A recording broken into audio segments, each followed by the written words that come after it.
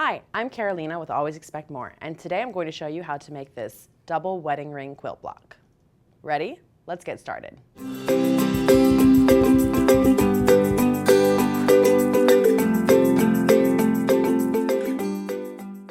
To make the block, you'll need to cut out all your pieces.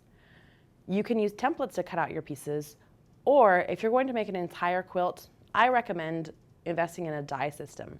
Both Sizzix and AccuQuilt have dies for the double wedding ring quilt.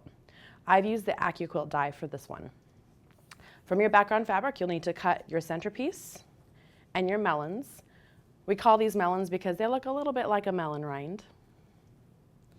You'll need to cut your arc pieces. You can either use solid arcs like I have, or you can use pieced arcs. You'll need one outside piece on each end, which is the exact same piece, just with the fabric either face up or face down when you cut it, and 3 of your center pieces. You can stitch these together to make your arcs, and then continue making the rest of the quilt following this tutorial. Or you can use large arcs that are already completely put together, and you'll need your cornerstones. When you're piecing your curves, you can either use pins or not use pins, and there's lots of different methods for piecing curves. Try a couple and see what you're most comfortable with. You need this outer curve and this inner curve to come together. There's a couple tricks that'll help you. First, remember that we have a 1/4 inch seam allowance all the way around. So when you put these 2 points together, you'll want them to meet up about a 1/4 inch apart. You can either have your large curve on top or on bottom. You can see what's most comfortable for you. As you stitch, you'll want your 2 notches to meet up. If they're not exactly perfect, you should still be okay.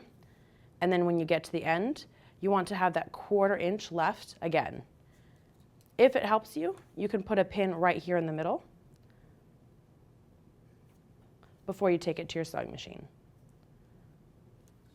So match up your 2 edges with a 1/4 inch seam allowance. Don't worry about all this not matching up yet. We're not there yet. Put your foot down. If you have a 1/4 inch foot, go ahead and put that on now and start stitching. Don't worry about your fabric lining up here. You want your fabric to line up where your needle goes into the fabric.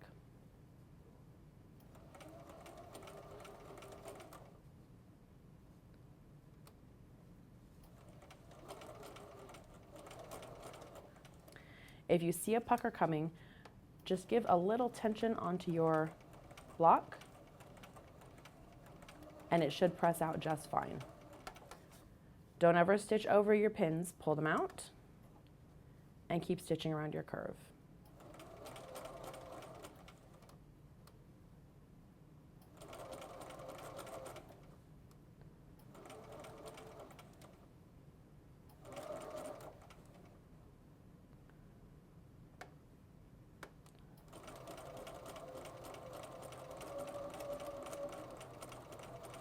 If you've done everything right, when you finish up, you should have a little corner sticking out.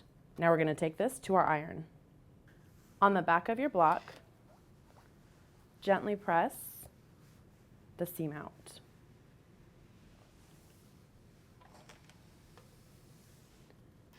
Flip it over and press smooth.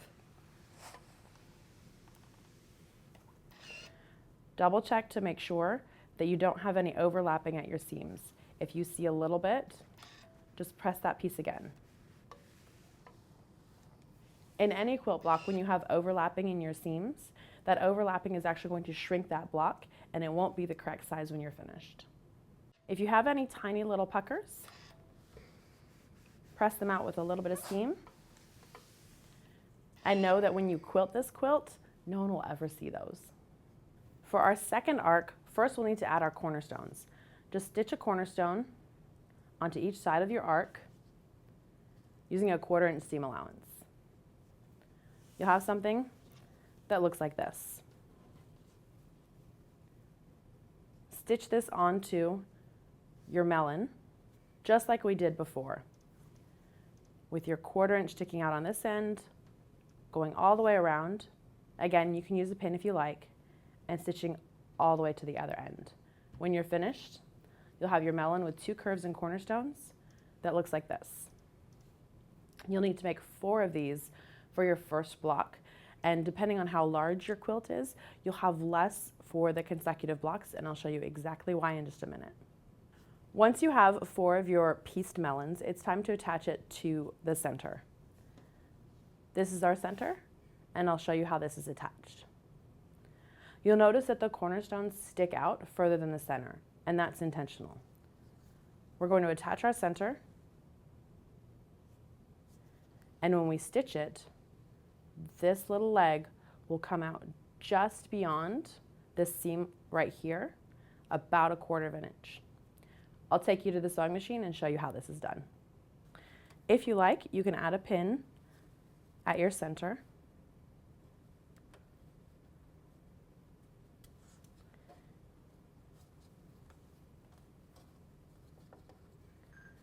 Bring the leg of your middle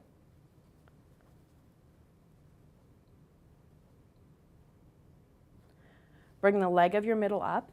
You'll notice where your seam allowance is on the back, and that's about where you want the edge of this leg to be. Put it underneath your sewing machine.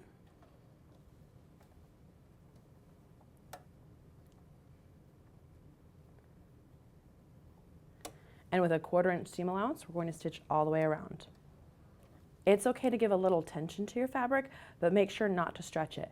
We're working with curves here, and curves are on the bias. Anytime that you have bias fabric, it can stretch and get completely out of whack.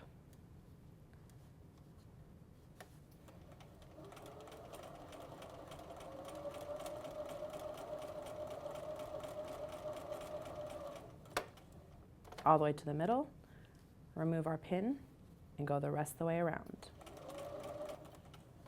When you get to the end, you might want to give yourself a couple stitches back and forth just to secure this seam. Needle up, and we're ready to press. Just like before, we're going to be pressing this seam.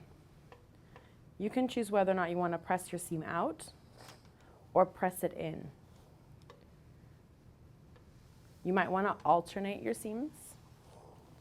You just want to make sure that you don't ever have too much bulk in one spot. Flip it over, press again.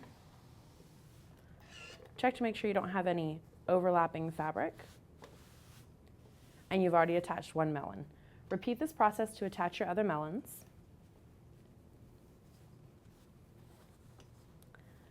And the rest will be easier, because this time you can start all the way from this end and go until you stop here, instead of having to start in the middle and end in the middle.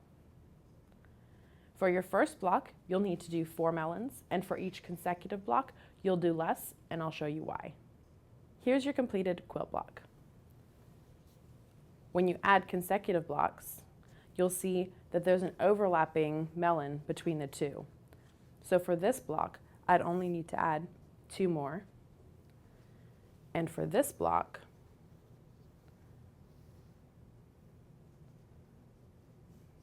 I'd be adding 3 onto this. So as you go around, you'll be adding into the previous blocks, and so you won't want to make complete and full blocks for each consecutive block.